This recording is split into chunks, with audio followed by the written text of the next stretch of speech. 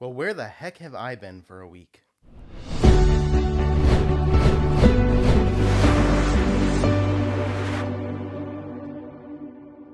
Hey everyone, welcome back. I am the One-Eyed Crow, and I've been a bit busy over the last week. Now, I haven't really been getting videos out in the last week, but I have been working on some stuff for the channel.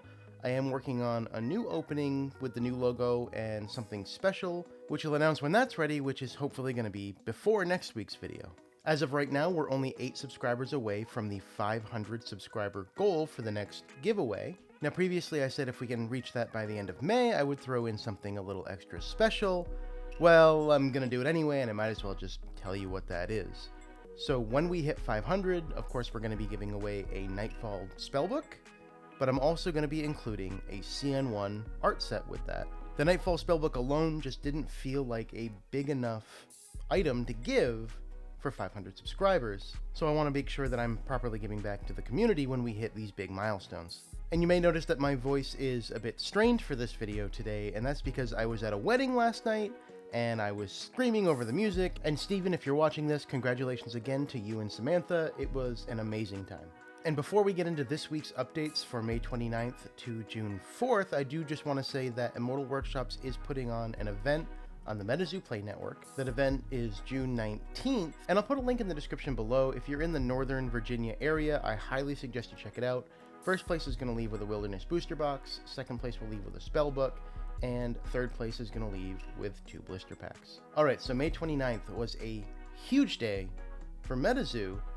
It was the second day of the Casters Cup. So in my opinion, the Casters Cup was a huge success. There was 310 contestants, and they battled it out to win $250,000 in prizes. Since these videos fall on Sunday, I was able to recap the events of the first day in last week's video.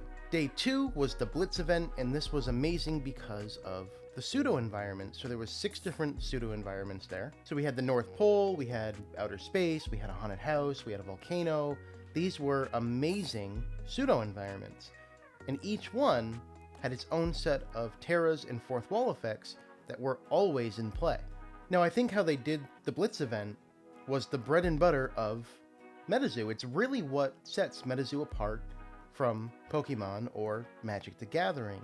Its strength is the ability to be able to set up these environments that players can react to build specialized decks to always have an advantage. Now, if we can find a way for LGSs to harness this specialized ability to have these pseudo environments, this will really set MetaZoo apart at the LGS level.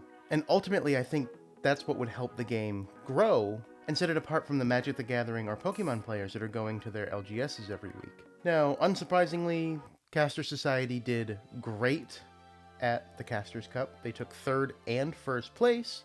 So 3rd place went to Dominic Pace, 2nd place went to Dylan Tran, and 1st place went to Easton Evans. Now, I was able to watch some of the events between planning for the holiday party. It was Memorial Day that weekend, and dodging my wife's side-eye. And overall, the turnout was amazing. The games were fun and interesting. The pseudo environments were an amazing addition. The announcers were knowledgeable and entertaining, and it made for a really fun weekend, even for those of us who were stuck here at home. Casters Cup 2023 is expected to be 5 times bigger, with an overall prize pool of $1.25 million. They're shooting for a top prize of $500,000, second place of $250,000, third place of $125,000, 4th through 8th place of $50,000, and 9th through 32nd place of $5,000. So if we thought this year's Casters Cup was amazing, next year's is slated to be even better if they can hit their target. And I would like to say thank you to everybody involved, the metazoologists, the release coordinators, the artists, the MetaZoo staff, the players. It was an amazing weekend. It was a huge historical event for MetaZoo, and overall, it was a huge success. It's really exciting for me to see the growth of the community and see the growth of the brand. Obviously, I'm really into MetaZoo. Alright, so enough about the Casters Cup. You probably heard more than enough about that over the past week. On May 31st, it was announced that the first round of the Wilderness Walmart boxes were printed backwards. So the front-facing art is actually on the back of the hanger where the hanger hole is. There have been reports that you can already find these in Walmarts today. I've been to a few different Walmarts. I have had no luck, but that's pretty much my experience between the other Walmart drops for the CN2 boxes and for the mystery boxes, which, yeah, they aren't MetaZoo, but it's MetaZoo. Also on May 31st, it was confirmed that the June 10th release is for the Aoki set. It's going to be called Hiroquest. It's going to have 70 cards, and these will include new and familiar beasties in that set, including variations of ones that we already know. And if you look at the preview for this, you can see the Robo Wendigo in the background. You can see a robotic Dragon of Akanto Falls, and we already know about the much-awaited Zombie Mothman. Me personally, I'm very excited to get my hands on some of these cards. And the way that we're going to get our hands on these is that on June 10th, they're going to release the new Aoki CD. It'll be $5.99 and contain one promo pack with one card. So if you wanted to get all 70 cards the right way, you would then be buying 70 of the CDs, but I imagine people aren't going to be buying 70 CDs. Now, Mike had said he was originally shooting for 3 promos per CD, but the company doing the CDs wouldn't do more than 1. Overall, though, $6 for the CD and a promo seems more than reasonable. It actually seems pretty cheap for a CD.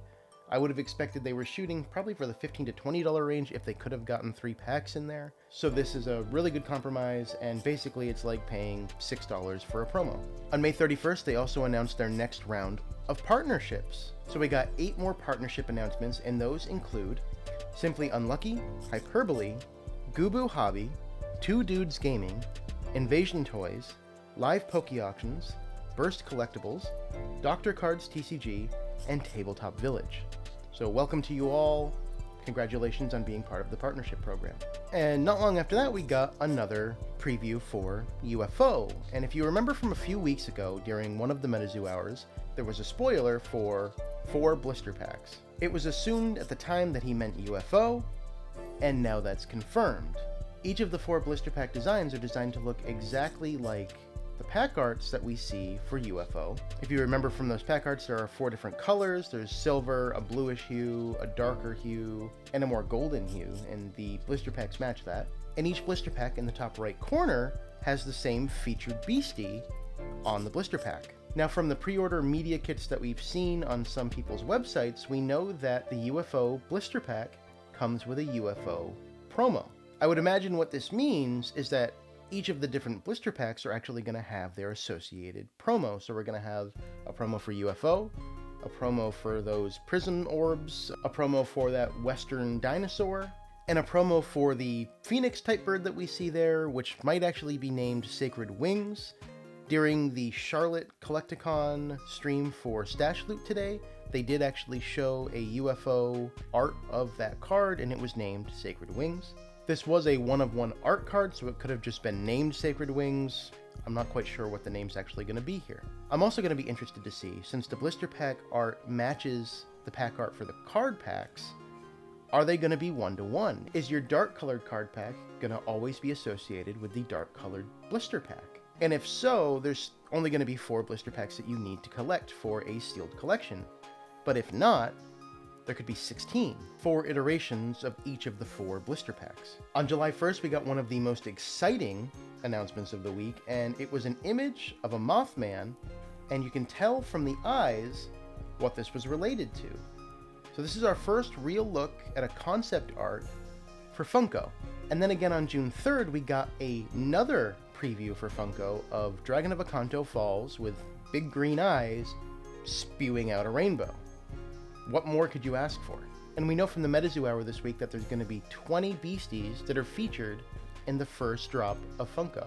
The only Funkos I've collected in the past were for Game of Thrones. I have most of the original set, if not all of the original set, but I'll definitely be jumping on these. And frankly, I don't know about you, I'm hoping for a Squonk. I love the guy. So let me know in the comments below, what Funko would you absolutely not be able to pass up? Also on June 1st, we got our first look at the profile picture cards that are going to be coming out later this year. So this card specifically is Loveland Frogman. It's a black and yellow design for his skin tone with a Santa's hat. And at the time, there was no real announcement what this was for. It could have been assumed that if you get a PFP NFT, you're also going to get this card with it, but that's not the case. On June 3rd, they released the timeline and the utility details for the PFP NFTs. It was announced that they'll be releasing 1,000 new PFP NFTs per set, and for the utilities of these, you can only mint new PFP NFTs going forward if you have one of these original PFP NFTs. Now, going back to that card, they also announced that they're going to be releasing mini sets of cards related to the PFP NFTs. So theoretically, there's going to be 5,000 possible cards that they could do in this first drop, and more when you consider that in the first drop, they said that they're going to include Cryptid Nation base set, Nightfall, Wilderness, UFO, Hiroquest, and Seance. So with that in mind, if it includes Seance when the first real physical cards are going to drop, I wouldn't expect to actually see these until the end of the year, and that's because Seance doesn't drop until this fall, so it could either drop next to Seance, which typically doesn't make sense, you want to space it out, or it could drop closer to the end of the year before native. And for the timeline for that, it's actually going to be happening pretty soon. On June 24th at 12 p.m. Eastern Time until June 25th at 11 a.m. Eastern Time, you have the Allow List mint, and these are for token owners as of May 15th. That's when they took the snapshot last month. Aokiverse members and VIPs. And to mint in this stage, it's going to cost you 0.1 Ethereum, or right now about $200. On June 25th from 12 p.m. Eastern Time until June 26th at 11 a.m. Eastern Time, so the next day, you have the public mint, so that'll be open to everybody. And the cost of that will be 0.11 ETH, so about $220 at the moment. And then on June 27th at 12 p.m. you have the free mint. So there'll be no cost except for gas fees, which can be pricey. And the free mint stage is only available to token owners. So if you remember, every token owner actually gets one of these PFP NFTs for free. The interesting thing here is it's after the public mint. So what happens if the public ends up buying all of them? It's unclear at this time whether or not they're actually reserving PFP NFTs for those token owners. And if they're waiting until the day after the public mint, I would imagine that they're not. When you buy one of these PFP NFTs, all you're going to get initially is a Chaos Crystal. So these PFP NFTs will be hidden until July 1st at 12 p.m., at which you'll actually get to see what you actually bought. So if you want to get in on these special drops that they're going to be doing for every set for the PFP NFTs, or these cards that they're going to do on a yearly basis for the PFP sets, you're going to want to get one of these original PFPs any way you can. Myself, I'm not a token owner.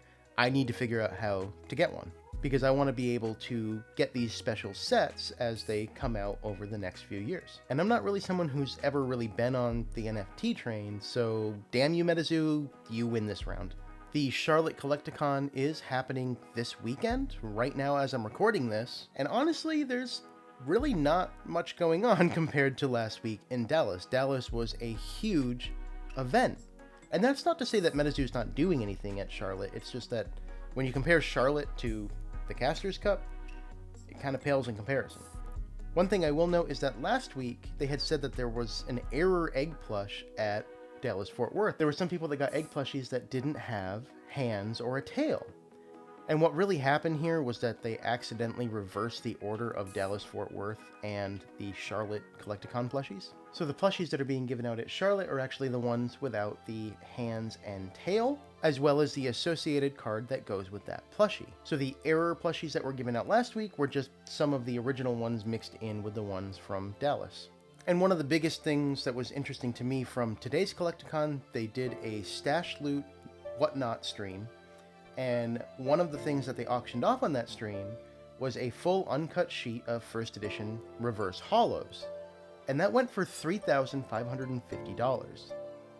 This was signed by Mike. It said "Magic is Real" with his signature in the bottom corner. And alongside that, in that stream, they were giving things out. They did a Kickstarter box break, and they were also selling one-of-one art cards from the artists of MetaZoo. And before we get to the MetaZoo Hour news, there was one big thing that happened that was a complete mistake. When the Wilderness binders went out, there was an individual who had a bent card for his release event medal. He contacted MetaZoo support, and they said, cut the card in half, send us a picture, and we'll send you a new one. The thing is, he didn't actually get a new release event medal. What they sent him instead was the 10 of 10 Secret Rare for UFO. So we have already, before UFO is even released, we're 2 months away, our first look at a Secret Rare for this set, and this is Gao Rao, and it's a Secret Rare Earth Beastie. And the interesting thing here is that it's out of 10. The Secret Rares that we know about for Wilderness were out of 100, and that's for the serialized ones. We really don't know how many gold tickets are out there, or even what the gold ticket does. I mean, come on. It's been months. What does it do?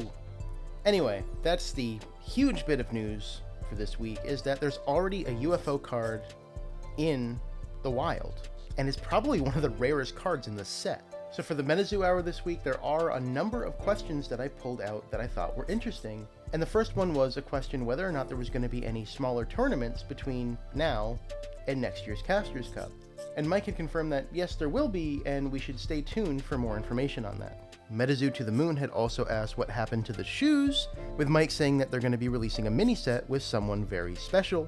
So if you've been waiting for the shoes, they're working on that. Another question came from Paletti, which said, I know MetaZoo has been hard at work since its inception. My question is, when will MetaZoo start producing commercials? And Mike's reply was that World Poker Tour runs great commercials. So I would assume that as we get closer to the Kickstarter release, we're going to see some World Poker Tour commercials. We did get a look at a Hodag rug this week, and there was a joke about a rug pull. The message was pulled almost immediately. And this question was from Dirty Hippie, when the rug pull? And Mike's answer was 6 different rug designs coming soon. So if you're interested in a throw rug for MetaZoo, keep waiting. In terms of the Kickstarter, Lux had asked, Mike, please answer the Kickstarter question so I can eat dinner with my family and my wife stops asking why I'm staring at the phone. And that's probably the most relatable question of the MetaZoo Hour. And Mike's answer was yes, Kickstarter shipping at the end of June, early July, I believe. Thank you for the patience. So I just wanted to include that one because it's just confirmation that things are still kind of on track. I touched on this one earlier in the video. Eggs had asked, how many different Beastie Funko Pops are you guys going to be releasing in the first wave? Mike had said 20, and then immediately after that said, I mean, Funko? And probably one of the best questions from the MetaZoo Hour, something that I know is on all of our minds as we've done these releases over the past couple months now. Royalty had asked, are order limits to special drops going to happen anytime soon? And Mike had said, yes. And this is something I know that the community has been up in arms about as we tried to get our hands on Revive or the second Revive drop or the fan art blister packs. The releases have gone very quick, and there's been a lot of people who were able to get a lot in a single drop, which then had to be retroactively refunded and put back in the pool for the community to buy, which has been a challenge. So thank you for watching this video today. I do apologize for not getting anything else out this week. As I mentioned, I'm working on a new opening. I'm working on a better way to close out these videos. In terms of production quality, these videos are basically where I want them to be at the moment, and my next step is to work on things that make the editing process more efficient. And an example of that is the current opening is unique for every single video, but because of that, it actually adds a lot of extra time to craft that, to export it, which is not fast, to incorporate it into the video, and then get everything else done. So my next goal is really to be more efficient in the process so that I can get content out faster and then focus on getting more videos out than I am now. So thank you for watching this week's update. I really appreciate your time, and I hope you enjoyed the content, and I'll catch you in the next one.